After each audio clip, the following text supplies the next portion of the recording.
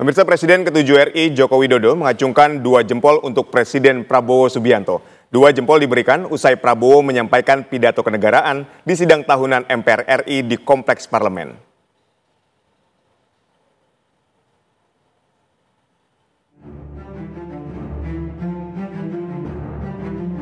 Presiden Prabowo Subianto menyampaikan pidato kenegaraan dalam sidang tahunan MPR di Kompleks Parlemen, Gedung Nusantara, Jakarta pada Jumat kemarin. Dalam pidatonya, Presiden Prabowo menyatakan transisi kepemimpinan nasional dari Presiden ke-7 RI Joko Widodo ke pemerintahannya berjalan lancar. Bahkan peralihan itu diakui oleh dunia. Prabowo menegaskan ini bukti demokrasi Indonesia matang dan kuat dengan menganut demokrasi khas Indonesia. Saya ingin menyampaikan bahwa transisi kepemimpinan nasional dari Presiden Joko Widodo ke pemerintahan yang saya pimpin berjalan dalam semangat persatuan, penuh kehormatan dan kedewasaan politik. Peralihan kepemimpinan yang diakui dunia sebagai peralihan yang lancar dan sangat baik adalah bukti demokrasi kita matang dan kuat. Tidak semua negara mampu melaksanakan transisi kepemimpinan dengan baik dan lancar seperti kita. Di mana-mana ketika saya berada di luar negeri, banyak pemimpin negara sahabat bertanya kepada saya, "How did you do it? How did Indonesia manage?" Saya sampaikan ke mereka, kita berhasil karena kita menganut demokrasi yang khas Indonesia. Demokrasi yang sejuk. Demokrasi yang mempersatukan. Bukan demokrasi yang saling gontok-gontokan. Saling menjatuhkan. Saling maki-memaki. Saling menghujat. Bukan demokrasi yang saling membenci. Presiden Prabowo mendapatkan pujian usai pidato kenegaraan, salah satunya dari Presiden ke-7 RI Joko Widodo. Usai pidato, Presiden Prabowo menghampiri dan menyalami deretan presiden dan wakil presiden periode sebelumnya sebagai bentuk penghormatan. Momen menarik terjadi saat Prabowo memberikan hormat kepada Jokowi dan bersalaman. Jokowi kemudian mengacungkan 2 jempol untuk Prabowo. Lantas, apa makna di balik acungan 2 jempol Jokowi untuk Prabowo? Dari Jakarta, tim TV One mengabarkan. Pemirsa, dalam pidatonya Presiden Prabowo Subianto menyatakan transisi pemerintahan berjalan lancar, bahkan peralihan itu diakui oleh dunia.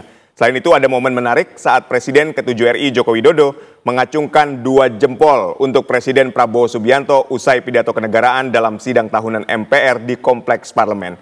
Lantas apa makna di balik pidato Prabowo mengenai transisi pemerintahan dan acungan 2 jempol dari Jokowi untuk Prabowo? Untuk membahasnya kita sudah bersama pengamat politik Agung Baskoro. Selamat sore, Mas Agung. Sore, Mas Adit, pemirsa semua. Baik, sebelum kita ke pidato, saya ingin membahas soal bagaimana dengan gestur dari Pak Jokowi yang memberikan acungan 2 jempol ke Pak Prabowo. Iya, ini bentuk komunikasi nonverbal ya, Mas Adit ya. Jadi biasanya kalau bapak-bapak itu 1 jempol aja, tapi ini 2 jempol berarti top banget ya.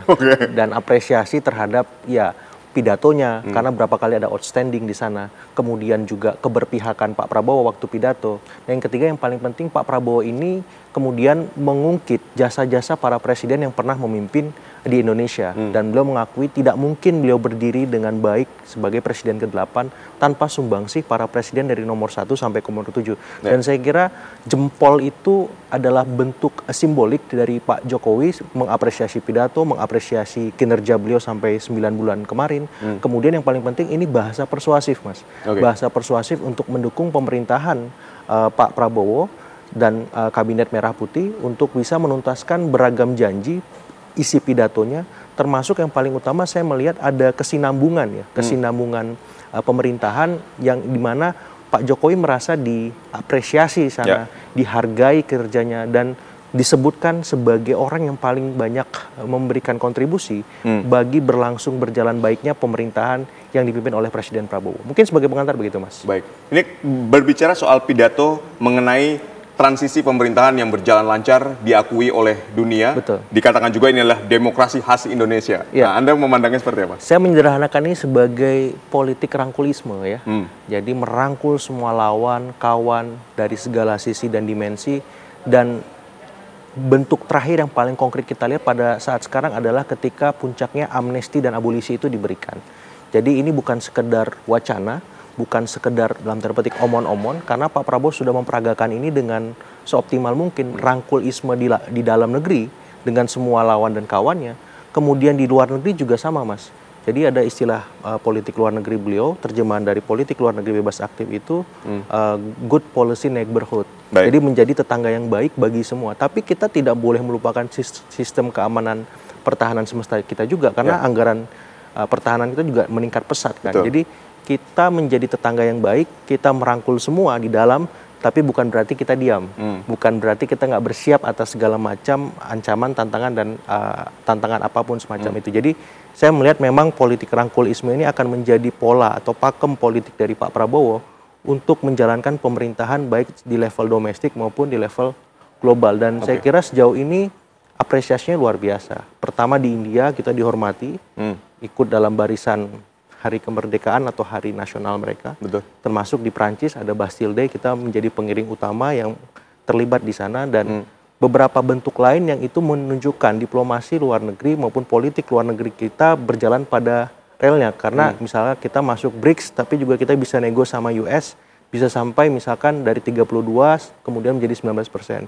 Kemudian dengan Uni Eropa bisa sampai 0% dengan CEPA. Setelah 10 tahun istilahnya nggak selesai-selesai semacam itu. Jadi saya melihat secara keseluruhan ya konsolidasi politik yang dilakukan oleh Presiden Prabowo hari ini sudah pada relnya, tapi bagaimana kemudian ini bisa terkawal dengan baik, karena ini kan tidak mudah di tengah geopolitik geostrategis global yang rentan untuk bisa berselancar di antara dua karang ataupun lebih banyak karang-karangnya itu, termasuk di dalam negeri, karena kita tahu ya poros-poros kekuasaan yang terbentuk hari ini kan cukup banyak, ada Cikeas, ada Solo, Betul. ada Toko Umar ya. Ini supaya seimbang, supaya tidak berpihak ke salah satu, ini kan harus ciamik betul menempatkannya pada porsi dan takaran yang Jadi ini sebenarnya demokrasi khas Prabowo apa demokrasi khas Indonesia sebetulnya? Saya nggak berani bilang khas Indonesia, saya bilang khas Pak Prabowo. Merangkul semua, rangkulisme tadi, karena ini baru kita lihat 9 bulan ke belakang. Kalau misalnya kita asumsikan ini Indonesia, nggak ada masalah sebenarnya, tapi itu akan kita bisa simpulkan ketika Pak Prabowo selesai pada term pertamanya. Oh, seperti ini penerjemahan politik atau demokrasi ala Indonesia itu, karena saya masih meraba-raba nih demokrasinya seperti apa. Apakah memang bisa tetap on the track, karena kan ada banyak definisi lain ataupun terminologi lain mengungkapkan soal demokrasi itu sendiri, dan sebelumnya di presiden-presiden sebelum Pak Prabowo demokrasi mereka juga ada gitu. Kalau misalkan disimpulkan semuanya punya kesamaan, di mananya, karena ini baru 9 bulan seperti itu. Ketika Anda berbicara soal rangkulisme tadi, tapi kita juga melihat hari ini kan kita juga dipertontonkan sama dinamika politik nih. Betul. Nah, Anda membacanya seperti apa? Iya, tidak mudah memang berselancar di antara poros-poros kekuasaan tadi, Mas Adit. Apalagi yang terbaru ini, ya pemberian amnesti abolisi memberikan kontraksi politik paling kuat kepada Solo. Baik. Sedikit banyak orang menerjemahkan bahwa ini ada kerenggangan relasi antara Solo dengan Hambalang, ataupun sebaliknya. Tapi setelah ada dua jempol Pak Jokowi kemarin, saya melihat justru ini hanya sebatas ya tadi balancing of power yang dilakukan oleh Pak Prabowo untuk memastikan dia bisa berkomunikasi dengan poros manapun, dan mau tidak mau Solo harus beradaptasi dengan pola baru ini, karena kekuasaan orkestratornya sekarang ada di Hambalang nih.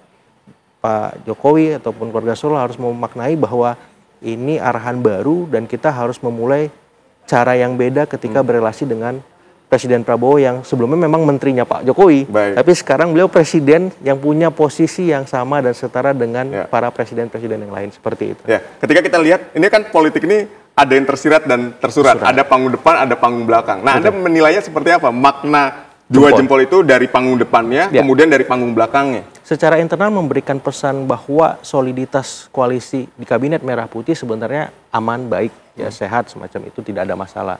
Walaupun memang tadi ketika melakukan balancing of power tadi mestilah ada dinamika, karena tidak sesederhana ketika kita berelasi dengan para menteri yang ketum itu, karena Pak Jokowi, Pak SBY, Ibu Mega ini kan orang-orang kuat ya, orang-orang besar yang memang punya bobot elektoral yang tinggi.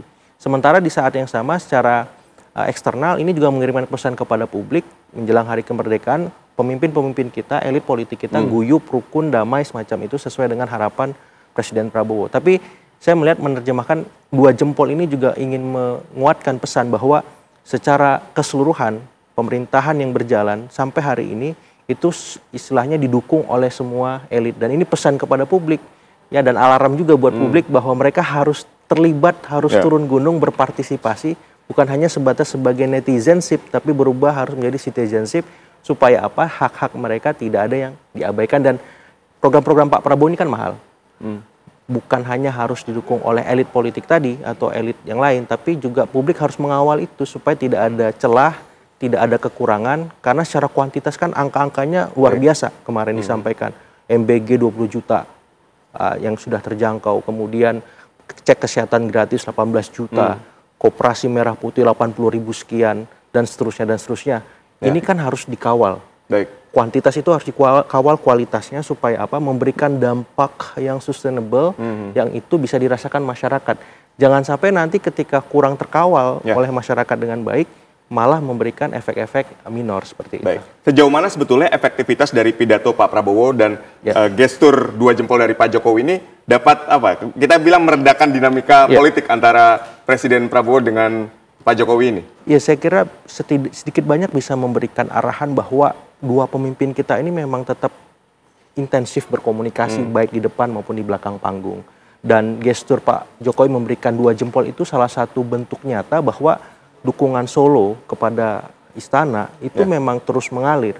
Walaupun dalam derajat-derajat tertentu perlu penyesuaian tadi. Kalau misalkan imbal baliknya tidak sama atau beda, justru ini malah jadi kontraproduktif yang melemahkan kekuatan atau bobot elektoral dari keluarga Solo itu. Sebaliknya juga Hambalang akan melihat ketika ada kebijakan tertentu yang sedikit banyak tidak membuat nyaman Solo, bagaimana responnya, reaksinya? Apakah tetap sama atau beda atau malah berlebih untuk dalam tanda petik arahan melawan semacam itu, Mas Adit? Karena kita nggak bisa mungkiri politik kita dinamis, mau nggak mau akan selalu ada titik-titik baru untuk ada penyesuaian di antara 2 kubu, bahkan lebih kubu-kubu yang berkuasa, karena ini yang akan membuat corak dari politik kita benar-benar ideal dalam artian bisa diterima oleh elit sekaligus juga oleh publik. Bukan hanya elitnya saja atau publiknya saja. Disinilah peran Pak Prabowo sebagai presiden, sebagai kepala negara, kepala pemerintahan, memastikan dia bisa menyeimbangkan